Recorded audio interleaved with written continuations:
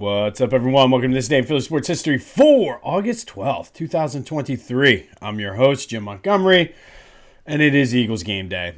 Yes, it's preseason. Yes, you're not likely to see much, if any, of the Eagles starter play, but it's still game day. And we are going to do our weekly bets like we did last year. Hopefully we do a little bit better. I was not good with picking the Eagles against the spread until the playoffs. I will say, had a nice little run in the playoffs and minus the Super Bowl, but we'll get into that once the regular season starts. If you are going to bet the game, take the Ravens minus the points. Take the Ravens. I mean, the money line is uber expensive, but take the Ravens because John Harbaugh takes these things seriously. And they very, very rarely lose in the preseason, especially game one, especially to an Eagles team who you're likely going to be seeing a lot of the third-teamers. Their roster is pretty well set. So make sure you take the Ravens. Although the last team to beat the Ravens in the preseason were the Eagles, and I think it's like 10 years. It's something ridiculous. But you can look it up. But yeah, if you're gonna bet on the preseason, I'm 1-2 so far on preseason football, so I probably won't touch it.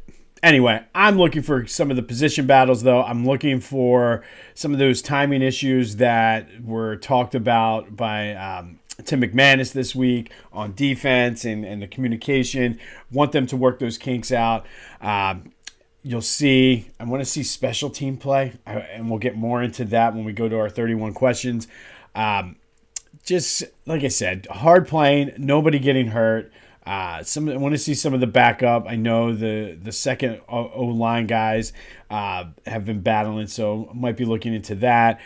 We talked about the offensive line yesterday, but not looking for them to win. But it's football, and it's Eagles football, and it's a Saturday night. Let's do this. All right. Big win for the Phils yesterday.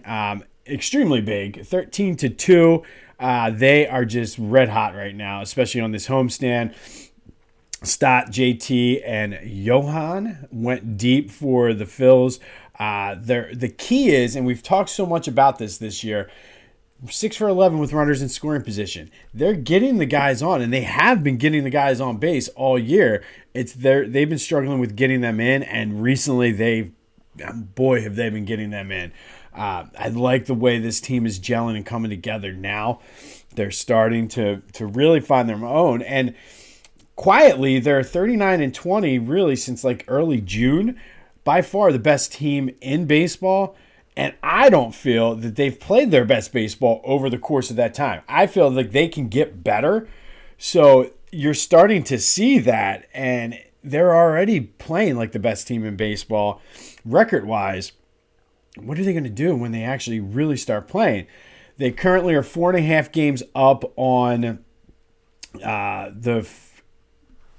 in the wild card standings. They're 2.5 up on the Giants for the number 1 spot. So they're starting to put some distance between them and the playoff teams. And I keep telling you this, and don't be surprised, they're under single digits now behind the Braves, 9.5. So I'm not saying they're going to catch them, but there is plenty of time for them to make up 9.5 games. There's been plenty of times where teams with 9.5 game leads this early in the season, our Phillies being one of them, have blown it. So not saying that it is going to happen. I'm just saying it's not out of the realm of possibility. So just something to keep an eye on as we go through August. They will be back in action tonight against the Twins again. It's alumni weekend. It was really cool. They kept showing that, I guess they had them in one of the big boxes, and it was really cool to see some of those old guys. They had them coming in to the booth to talk. Ron Reed, like, to hear his story, like, it was pretty cool. Like, these guys having a good time. So it's always fun to see some of those old guys, especially because you got a lot of the 93 guys and a lot of the 83 guys. And I believe Larry Anderson is the only guy, or Dalton too. But Dalton's not with us, but there's a handful of guys that actually played on both teams. But good day for the Phils. All right, the Union Querétaro, they beat them 2-1 to advance to the semis in the Leagues Cup tournament. Tuesday night down at Subaru Park, they will be taking on Lionel Messi and Inter Miami, who have been red hot since picking up Messi. So I'm anxious to see. It's going to be one of the hottest tickets in town on Tuesday night, so be sure to check that out. If you want more Phillies coverage, I forgot to mention this, go check out our friends at 2008 Phils. It's the world's biggest Phillies email newsletter. Great stuff on there. There's another great guest post the other day. Currently, for a limited time, if you click the link in the description, you will receive 75% off of your subscription. Get you access to everything they have on their site. They have great stuff. They have, you get that 2008 World Series banner t-shirt. 2008 Phils will follow your Twitter account, which if you're trying to grow, good one to follow, or good one to have follow you. He's a good site, Twitter handle to follow.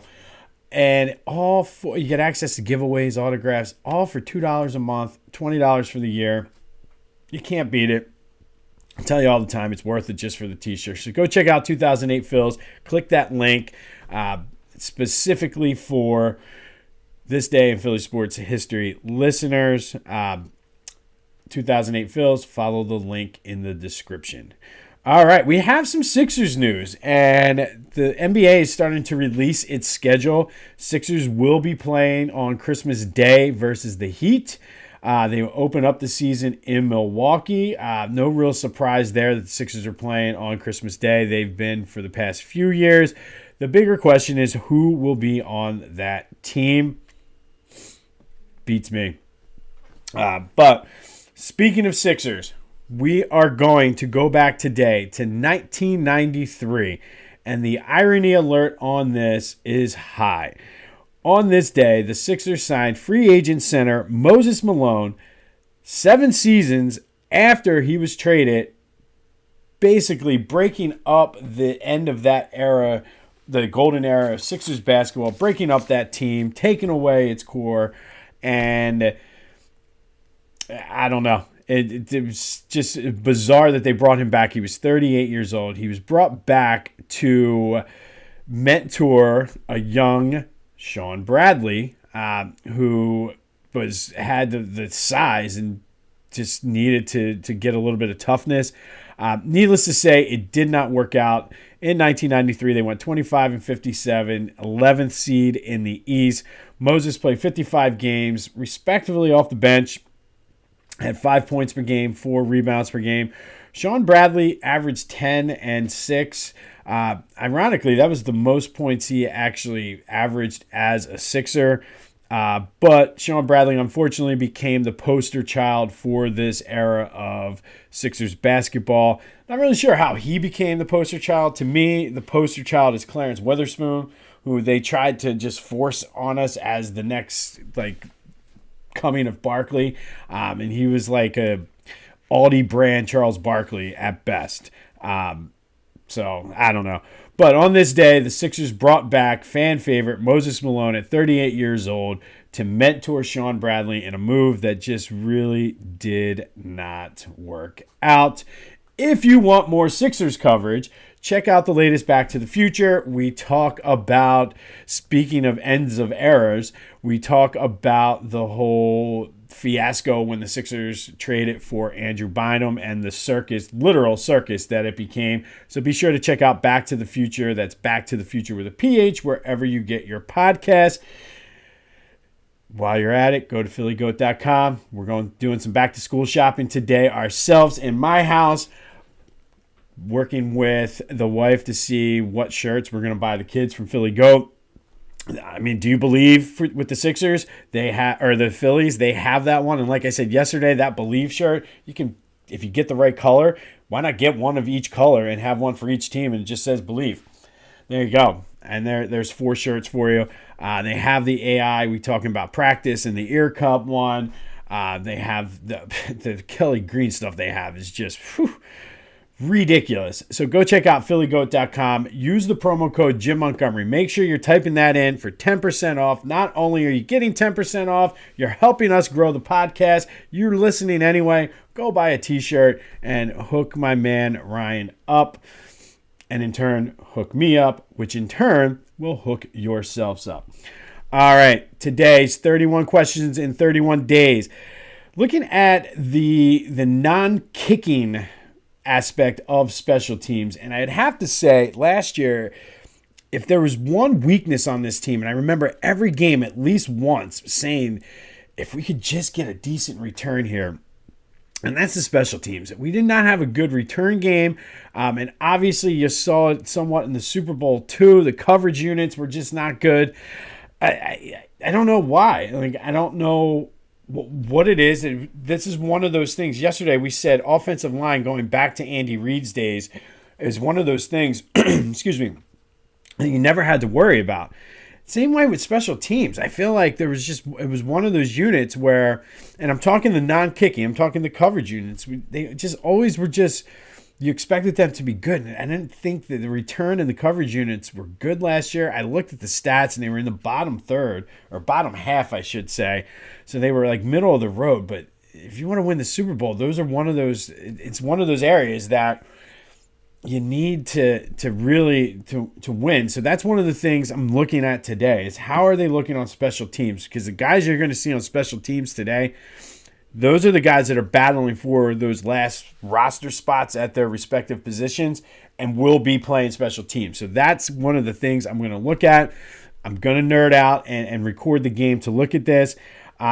I think, and again, you're talking about a team that went to the Super Bowl, and I also saw that Kansas City was kind of ranked low too. So maybe the focus was so much on offense and defense that special teams kind of got lost.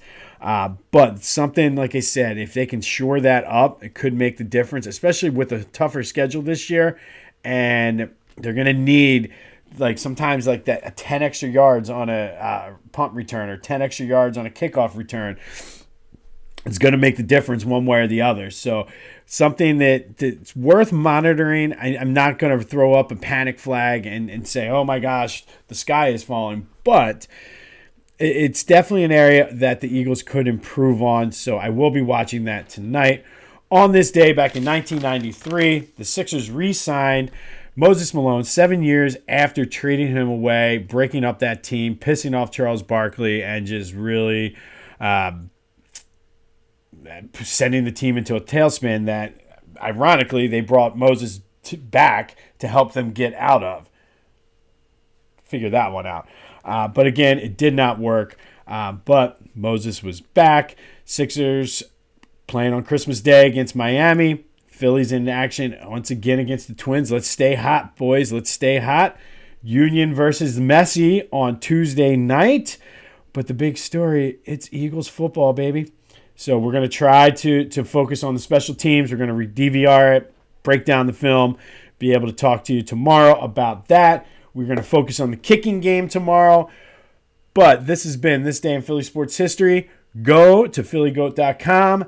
Use the promo code. Check out our friends at 2008 Phils. Enjoy this lovely Saturday. I'm Jim Montgomery, and until next time, I'll see you when I see you.